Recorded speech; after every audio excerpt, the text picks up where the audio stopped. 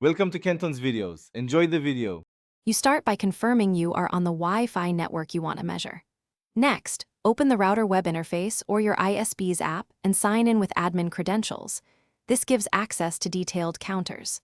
Once logged in, locate the data monitoring or traffic section and note the current usage baseline so you can measure changes.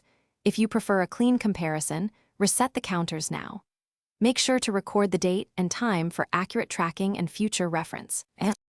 Once you have the monitoring panel open, find the connected devices list and select each client to view its traffic statistics. Many routers show per device charts, which reveal upload and download totals and often break down traffic by port or app. Use those filters to see whether streaming, updates, or backups are responsible. If the router lacks detail, install a local monitoring app or run packet capture for a short window. Make sure to correlate high use spikes with device activity timestamps so you can identify the culprit. To finish, apply controls.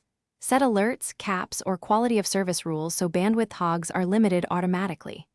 Document which devices and apps use the most and then change settings. Disable background updates, schedule backups off-peak, or block specific services.